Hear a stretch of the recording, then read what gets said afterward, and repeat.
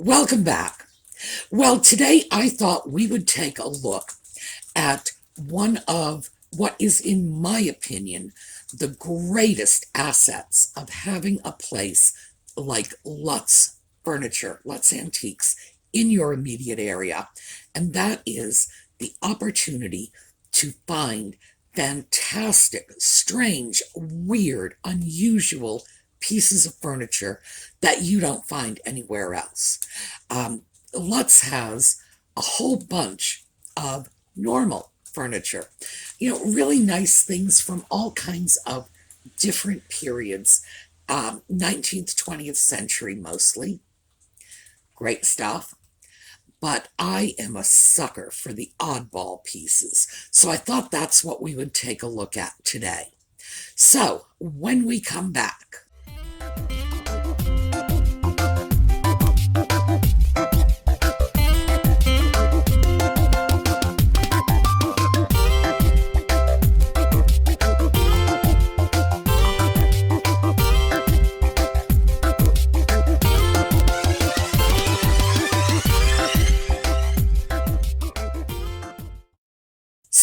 weird furniture.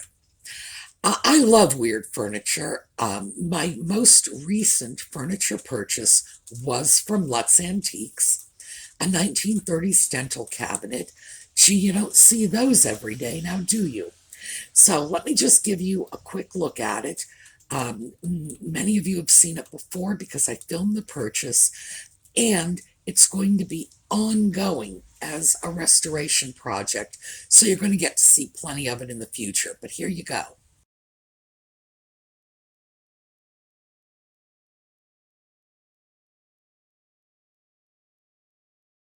So there are upsides and downsides to going after strange bits of furniture.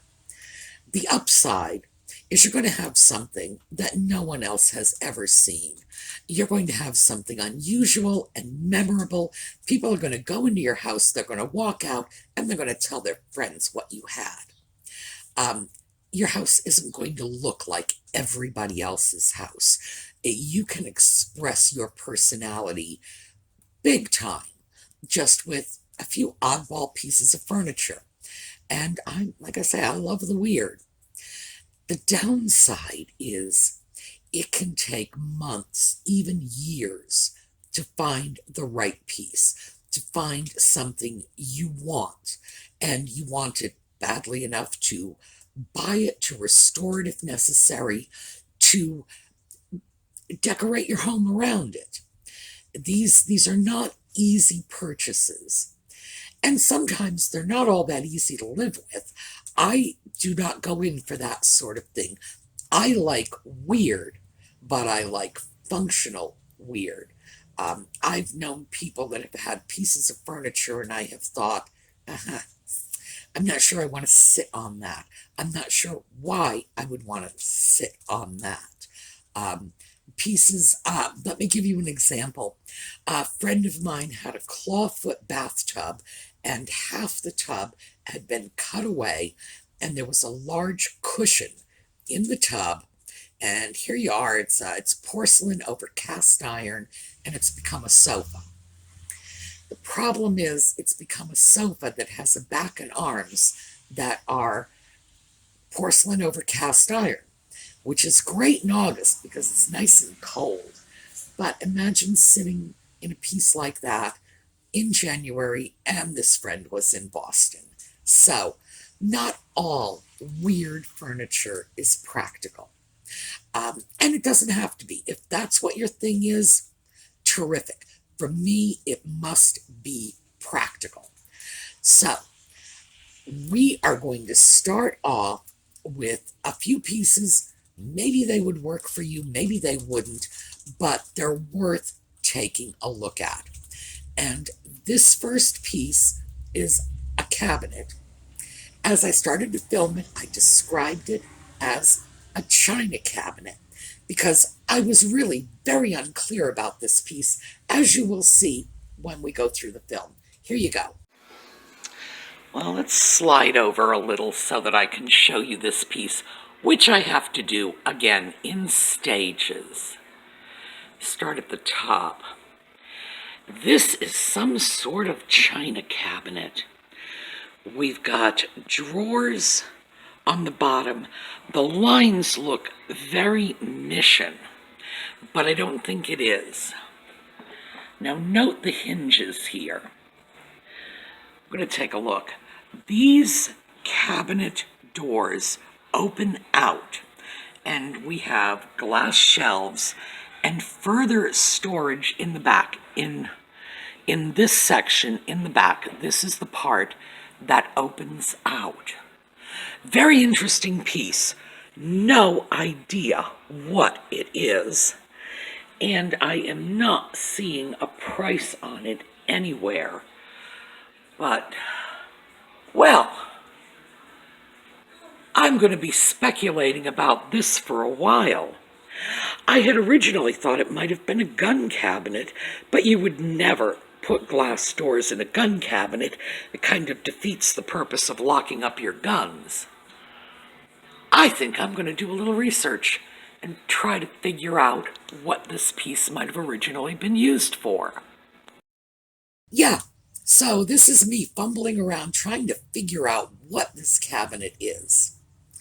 Luckily, the owner of Lutz Antiques came through a few minutes later, explained it to me, so here you go. This is what it really is.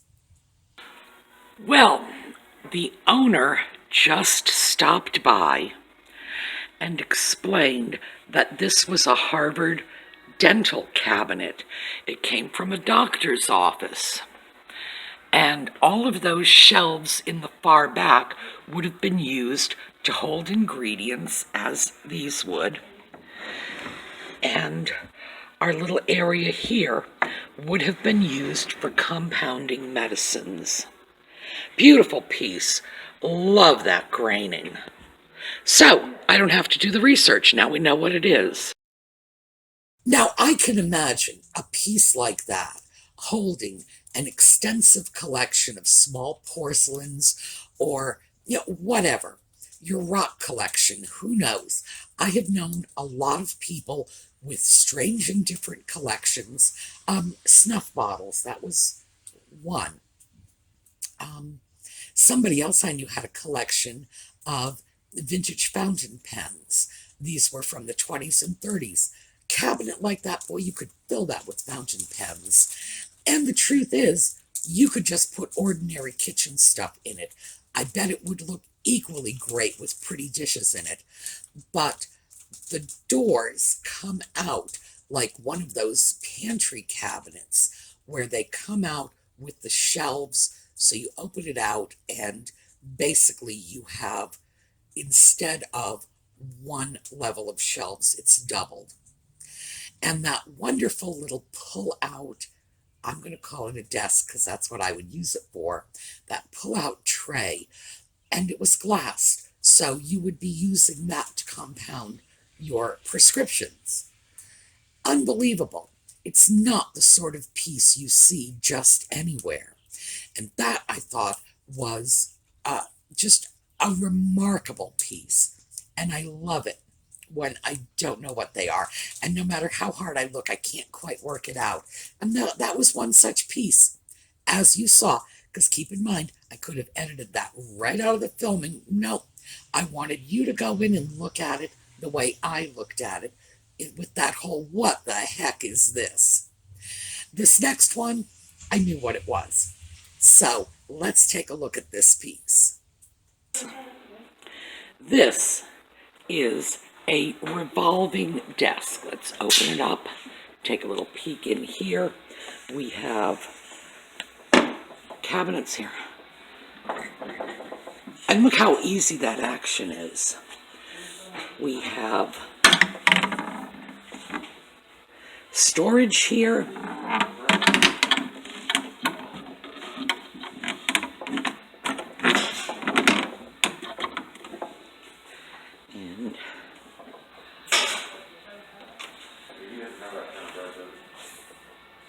And all of this here. This is just a really interesting piece, I think. Let me spin this around and there we go. Get a price on this. $6.95. Really interesting piece. One of the things I love about Lutz is you see pieces you just don't see anywhere else. This revolving desk. I don't know what to say about these. This sort of thing became popular in the 19th century. The Victorians in particular loved unusual pieces like a revolving desk. Revolving bookcases actually predate the Victorian era, but the Victorians loved that. It was some sort of little touch of whimsy to them. Great that you'd look at it and you would think maybe it was some sort of cabinet. And here it is. It's holding all of your paperwork, all of your writing supplies, even your writing surface right in that desk. And pieces like that, as I say, they were hugely popular. The whole sort of portmanteau concept,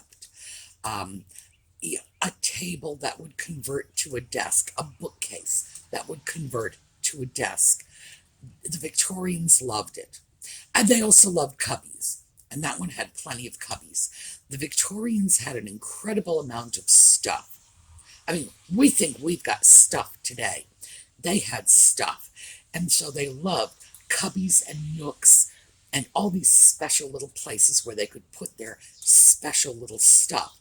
Because unlike us today with our closets and cabinets, they had considerably less storage space. So storage space really turned them on. So I thought that was a cute piece. That is not a piece that I would gravitate toward for my own personal use, mostly because my desk just gets too much work and too much abuse, to have it revolving. But for someone who wanted a desk in their living room that you could hide away, pretend it's not a desk, but use it when you need it, that would be really nice. Next up, let's take a...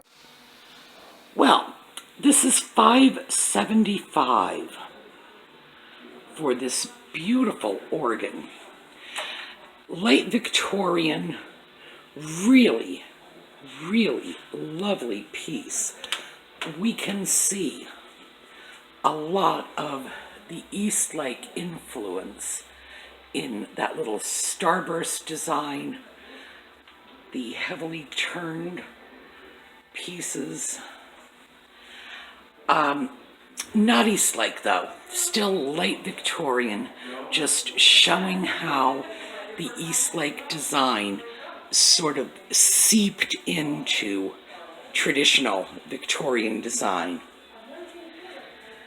This, and we've got a matching one over there, that's where the candlesticks would have gone to light the keyboard for the organist. Well, that organ is just absolutely amazing. It had Eastlake decoration everywhere you looked. I would not call it a pure Eastlake piece. There was a little too much of the high Victorian in it. But you can see that it had the strong Gothic influences of the Eastlake pieces. It had the incised lines, it had the turning, it had the Gothic embellishments. Yeah, really, really interesting piece. Now, I have no idea where an organ like that would go. My sense is a private home would be a little hard pressed just to make the space for it. But nice, nice piece. Even if you didn't play, that would be a fabulous conversation piece. But it really looked good. I did not check to see if it was working because I don't play the organ at all. I can pick out a few tunes on the piano, but despite the fact that they both have a keyboard, um, piano and organ are not the same instrument, and I just don't have the skill to see if something like that worked. Um, beautiful, beautiful piece. And I have to say that given the cost of a new organ, which would have, a fraction of the style of that piece, if I were in the market for an organ, believe me, I'd go for that one over anything new I could find in a store any day. That was just such a piece. So after that, I went up to the second floor, and they have a small loft area in the second floor where they have a whole bunch of chairs, plus a few other little odds and ends, unusual pieces up there. So the first chair I decided to share with you is one that we see a lot of here in Pennsylvania, and you'll see why. Here you go. These are great pieces. We see a lot of them here in Pennsylvania. They are spinning wheel chairs. They were put together from old spinning wheels. The wheel, the spindle, the little parts on the bottom. I have no idea what prompted people to do this. $2.75. But it's certainly a very good way of preserving these old spinning wheels and repurposing them, turning them into something useful. Because outside of the Amish community, I don't think anybody is spinning anymore. Yeah, a spinning wheel chair. They take actual spinning wheels, cannibalize them for parts, turn them into chairs. You see that all over the place locally here. Now, I understand in other parts of the country it's quite a rarity, but these pieces, yeah, this is, not only is this not the only piece I've seen, I actually had a spinning wheel chair at one point. Turned out not to be very sturdy, and of course I expect my furniture to work for a living, so when I realized it was not strong enough to do the job it had been redesigned to do, had to go. But we do see them, and these are not fake pieces. These are not repro pieces. These are real, repurposed spinning wheels. And if you look at them closely, you can see wear marks on the pieces of the chair where you would expect from the spinning wheel. So while I was there on the second floor loft, I also found this, just so you could see as a point of comparison. And here is an old spinning wheel. And I suppose it's up here with the chairs in case anybody decides to buy it and make a chair out of it. Yeah, there you have it. There's a spinning wheel that has not been chairified yet. We do have them locally. In general, the only people around here that still even know how to use spinning wheels are the Amish community, and even among them, it's really only the old grandmothers who know how. The younger Amish family and the younger Mennonite families too, they're buying their fabric wherever they buy their fabric. Much of their clothing comes from the same stores that you or I would buy clothing from. So they don't need to spin their own fabrics anymore. But used to be they did it. And as I say, I'm quite certain there are at least a few old Amish grandmothers who still do know how to spin, and probably do it more recreationally than out of necessity any longer. So, by the way, because we do have Amish and Mennonite communities around here, If that turns out to be anything you folks are interested in, let me know, because, like I say, well, we have so much in the way of Amish and Mennonite populations here that my neighbor 2 doors down is Mennonite. So they're all over the place here. If this is something you have questions about, let me know in the comments, and maybe we can track down some answers for you, because that's what South Central Pennsylvania is known for. Anyway, I thought you'd get a kick out of seeing what a real spinning wheel looks like, and seeing that we still have them here. You can still buy them. They still work. You can use them. You can spin. And a lot of people do, in fact, spin. I knew some people with, they were with the California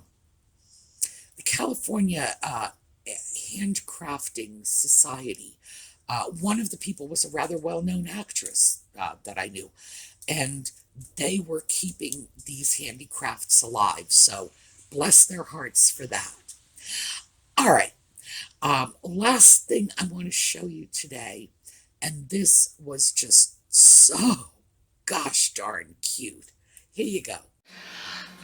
$250. A little mini washing machine. Naxon. Let me just come over here. This piece comes up just above my knees. Not exactly countertop size, but I would say definitely a mini washer. Cute piece. By the way, I did try this, and I don't know if you can see that wringer moving. The wringer actually does work. Nice piece. Yeah, it's a little mini wringer washer. The top of the tub, not the wringer part, the top of the tub, came right about to my knee level, maybe just a bit above. So I'm going to say that it's from the bottom of the feet to the top of the wringer was probably no more than 30 inches. I'd be surprised if it were in fact that high. I do not believe this to be a child's piece. In general, they did not make children's toys to be working pieces like that. It was probably a mini portable piece, perhaps a countertop model. At 2 feet, I have a little problem with it being a countertop model, but clearly it was intended as a space-saving wringer washer, and it worked. The wringer worked. These are, well, they're remarkably useful pieces because there's no technology involved in them. Not pieces like this anyway. Some of them did plug in and they had a little agitator, but you don't need that. Mostly what you did with an old wringer washing machine is you loaded it up with water any way you wanted to. You could load it up with boiling water from the stove. You could run a hose. And I don't know if you've ever noticed, but those old farmhouse faucets on the sinks often had threads that would hook up to a garden hose. So you could thread a garden hose on it, fill your washer, do it from the stovetop with boiling water, whatever. You fill your little washer up, you throw your soap, you throw your stuff, stir it around a little, and in general, just soaking would do a great deal of the work to clean your clothing. You might want to, slosh it around a little yourself. Dump your soapy water out, fill it up with your rinse water, slosh it around, and then run it through that wringer. When I was a girl, I can remember wringer washing machines. Most of the families I knew had a washer. Some of them had wringer machines. Some of them had more modern machines. But I can remember right up until perhaps 1960 60s, early 60s, I was still seeing Ringer washing machines at friends' houses. It's just the way it was. They worked well. They by the way, they conserve water. If you're thinking about getting retro appliances today, they conserve water. They use much less than a modern washing machine. Um, in general, you can use them, even the electric ones, if the power is out, because all that's going to happen is you're going to have to agitate it by hand, which is not that big a deal. The Ringer is manual. So if you're looking at a very functional, antique piece of appliance, I would say go for a washer first, because if you ever lose power, if you ever have a bad storm, whatever, you can have clean clothes. And the Ringers really work well. They get the water out, you shake it out, you throw it on your line. But that was life when I was a kid. Also, when I was a kid, everybody had a clothesline, because I don't remember how old I was before my family got our first dryer. And I don't remember if it was gas or electric. It probably would have been in the mid to late 60s. It was sort of normal to hang your wash out before then. So we take that for granted, by the way, but I know you're probably thinking, my goodness, Sue, you're as old as the hills to remember these things. That's the way it was. And we were not out in the middle of nowhere either. As I've told you, I grew up in cities in New England, not, on the prairie where you kind of expect clotheslines and Ringer washers, even today. No. And we're talking Boston, clotheslines and Ringer washers. So I thought that was an absolutely fantastic piece. I'm charmed by the small size of it. The information said that it had come from a gas station where apparently it was used to wash the rags they use to wash windshields or whatever they did. They used to wash a windshield in gas stations. They really did.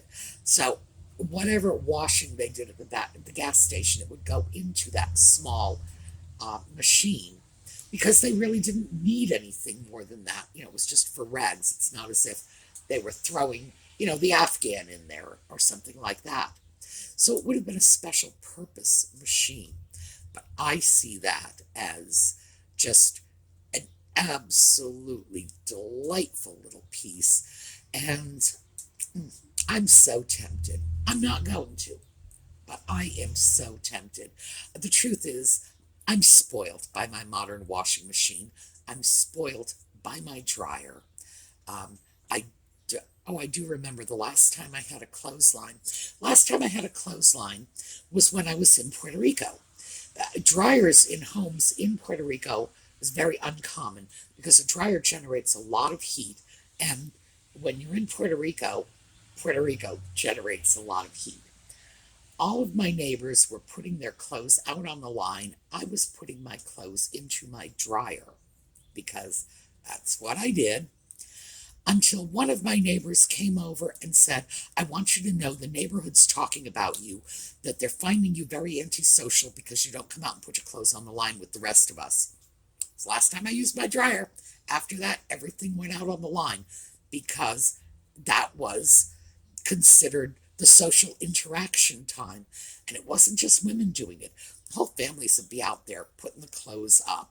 So, yeah, I learned my lesson the hard way on that one. And I also kept 2 or 3 chickens in the backyard, because it was Puerto Rico. That's what you got to do. All right.